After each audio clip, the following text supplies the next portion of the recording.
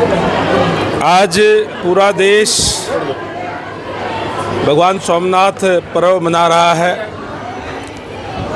सोमनाथ मंदिर केवल मंदिर नहीं बल्कि हमारी संस्कृति, भारत की आत्मा है और जो हमें हमेशा प्रेरणा देता रहा है कि चाहे कितनी परिस्थितियाँ आपके अनुकूल ना हो, फिर भी कठिन परिस्थितियों के अंदर भी किस तरीके से उसके लड़ते हुए हमें जीवन के अंदर खड़ा रहना चाहिए। सोमनाथ मंदिर ने अनेक आक्रमण झेलने का काम किया, बार बार उसको खंडित किया गया, लेकिन समय के साथ जो उस पर हमें पूरा अटूट विश्वास और आस्था भारतवासियों की थी, जिससे वो उसको फिर खड़ा करने का काम किया। और आज सोमनाथ मंदिर के पुनर्निर्माण का 75 साल पूरे हुए हैं। इस पे पूरे देशवासियों को, प्रदेशवासियों को बहुत बहुत बधाई। और आज पूरा देश हमारे देश के यशस्वी प्रधानमंत्री आदरणीय नरेंद्र मोदी जी के नेतृत्व में ये पर्व मना रहा है। और इस अवसर पर माननीय प्रधानमंत्री जी का मार्गदर्शन भी, उनका उद्बोधन भी सुनने को मिला। पूरे देशवासियों में हर हेडक्वार्टर पे, जिला हेडक्वार्टर पे ये मनाया जा रहा है। और माननीय हमारे यशस्वी मुख्यमंत्री महोदय का भी उद्बोधन सुनने को मिला और उन्होंने हमें एक संदेश देने का काम किया कि आज हमारी जो अपनी संस्कृति है, हमारा जो अपना सनातन धर्म है, उससे हमें जो जीवन को आगे बढ़ाने के लिए जो एक प्रेरणा मिलती है, उस प्रेरणा को लेकर के आज हमारे यशस्वी प्रधानमंत्री जी भी इस देश को, इस प्रदेश को आगे बढ़ाने का काम कर रहे हैं। मैं इस अवसर पर पूरे देशवासियों को बहुत बहुत बधाई देता हूँ। प्रधानमंत्री जी ने आह्वान किया देशवासियों से, कैसे देखते हैं? माननीय प्रधानमंत्री जी ने जो आह्वान किया है कि हमारी जो अपनी संस्कृति है, हमारे जो अपने संस्कार है, हमारा जो अपना सनातन है, उससे जो हमें शिक्षा जो हमें लेकर के आने वाली हमारी जो पीढ़ियां हैं, उनको भी हम उसके बारे में बता करके, उनको शिक्षा दे करके अगर हम जीवन में आगे बढ़ेंगे तो निश्चित रूप से जीवन का कल्याण होगा, देश आगे बढ़ेगा। नई टेक्निक के साथ साथ हमारी जो अपनी संस्कृति है उसको हम भूलने का काम ना करें। जब तक वो संस्कृति हमारे साथ नहीं होगी तो फिर हम आगे बढ़ नहीं पाएंगे। इसलिए आधुनिक टेक्निक, नई टेक्निक के साथ साथ अपनी जो प्राचीन सभ्यता है, संस्कृति है, उसको कभी नहीं भूलना चाहिए कि किस तरीके से हमने अतीत के अंदर जो झेलने का काम किया है, अगर हम वो भूल जाते हैं तो कहीं न कहीं उसकी पुनरावृत्ति ना हो जाए। इसलिए हमारे जो आने वाली पीढ़ी है उसको भी इस बात का ध्यान उसमें होना चाहिए, उसको पता होना चाहिए कि किस तरीके से हमने अतीत के अंदर झेला है और उसको उस संस्कृति से हम शिक्षा लेकर के आगे बढ़ने का काम हम करें। हैदराबाद में प्रधानमंत्री नरेंद्र मोदी द्वारा राष्ट्र के नाम संबोधन दिया गया, कुछ अपीलें भी की गई लोगों से, खाने पीने का तेल, बिल्कुल निश्चित रूप से माननीय प्रधानमंत्री जी के नेतृत्व के अंदर, क्योंकि आज जो वो कहते हैं वो देश की जो जनता है वो मानती है। और हमने देखा कि किस तरीके से हमारे इसी सभ्यता से, हमारे इसी संस्कृति से जो कठिन से कठिन परिस्थितियां आई, पहले भी चाहे कोरोना काल आया, उसके अंदर भी आपदा में अवसर का नारा दे करके उससे पार पाने का काम किया। एक एक नहीं बल्कि दो दो वैक्सीन भी बनाने का काम किया, पूरे देशवासियों को देने का काम किया। वहीं जो और हमारे जो मित्र देश है उसके अंदर भी वो पहुंचाने का काम किया।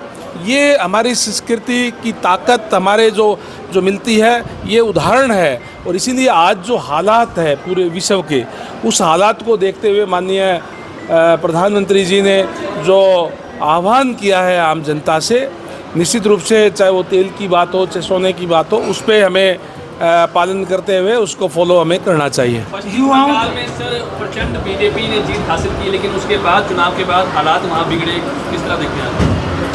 नहीं, हालात सुधरे हैं, बिगड़े नहीं। मैं कहूँगा कि पश्चिम बंगाल के अंदर जो एक कुशासन का अंत हुआ है, और मैं धन्यवाद और बधाई देना चाहूँगा पश्चिम बंगाल की जनता का कि उन्होंने भारतीय जनता पार्टी और आदरणीय नरेंद्र मोदी जी में विश्वास व्यक्त करते हुए, आस्था व्यक्त करते हुए जो भारतीय जनता पार्टी को पूर्ण बहुमत देने का काम किया है, बल्कि 2/3 बहुमत देने का काम किया है, ये विकास का रास्ता खोलने का काम किया है। और हमने देखे कि घटनाएं पहले किस तरीके से होती थी। पश्चिम बंगाल के चुनाव की हम बात करें तो हमेशा वहाँ पे बहुत ज़्यादा दंगे फसाद होते थे, बहुत जानें भी जाती थी। उस सब पे कंट्रोल करने का भी काम किया। हमारे देश के गृह मंत्री आदरणीय अमित शाह जी ने जिस तरीके से केंद्रीय पुलिस बल वहाँ लगा के लोगों के मन से डर को निकालने का काम किया और निडर होकर के उनको कहा कि अपनी आत्मा के आवाज़ पे जहाँ भी आप वोट देना चाहते हैं वोट करने का काम करें, शांतिपूर्ण मतदान करने का काम भी किया है और पश्चिम बंगाल में विकास का रास्ता खोलने का काम किया। निकाय चुनाव में सर मतदान कल कंप्लीट हुआ है, किस तरह से उम्मीदें लगती? बहुत अच्छा मतदान हुआ है। जो रुझान और जो आज देश के अंदर, प्रदेश के अंदर जो रुझान भारतीय जनता पार्टी के पक्ष में, मैं उम्मीद करता हूं कि हमारे पक्ष में जो है वो रिजल्ट आएंगे। युवाओं को आप क्या संदेश देंगे? युवाओं से मैं यही कहूँगा कि इस भागदौड़ भरी जिंदगी के अंदर, आधुनिकता के अंदर हमें अपनी जड़ों से ज़रूर जुड़े रहना चाहिए। राज्य का जो हम जो पर्व मना रहे हैं वो हमें यही संदेश देता है। नंदवा जी, एक आखिरी सवाल है मेरा। कुलदीप बिश्नोई जी का एक मामला बड़ा सुर्खियों में है। हमारी बीजेपी के एक सांसद के द्वारा जो है बयानबाजी की जाती है, फिर मोहनलाल बडोली जी का एक बयान आता है, उसको कैसे देखते हैं? नहीं, कोई सुर्खियों में नहीं है, हमारा इंटरनल मामला है। माननीय कुलदीप बिश्नोई जी भी पार्टी के वरिष्ठ नेता है और चौधरी भजनलाल जी की जहाँ तक बात है, उन्होंने इस देश पे लंबे समय तक वो मुख्यमंत्री रहे हैं और उन्होंने प्रदेश को आगे बढ़ाने का काम किया। शहर में जिस पेयजल और सड़कों की समस्या है काफ़ी है। किस चीज़ की? सर, सड़कें और पेयजल की काफ़ी समस्या है, जगह जगह पर सड़कें। देखिए, पेयजल के लिए अनेक हमारे और नए प्रोजेक्ट हमने यहाँ मंजूर किए हैं, अमृत 2 के अंदर भी मंजूर किए हैं और वो हमारे अंडर प्रोसेस से चल रहे हैं।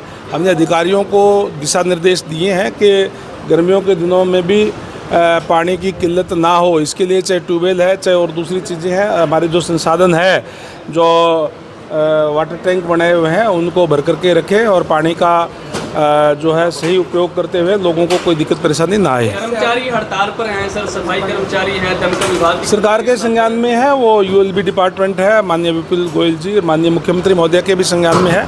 और भारतीय जनता पार्टी की सरकार है, चाहे कर्मचारी हो, अधिकारी हो, आम लोग हों, कोई भी हो, उनकी बात को सुनने का काम करते हैं। मैं आपके चैनल के माध्यम से भी अपील करूंगा, किसी भी कोई भी अगर समस्या होती है तो उसका बातचीत से हल होता है, हड़ताल से नहीं। 20 मई को अनिल विज के घर का घेराव भी करेंगे बिजली बोर्ड कर्मचारी।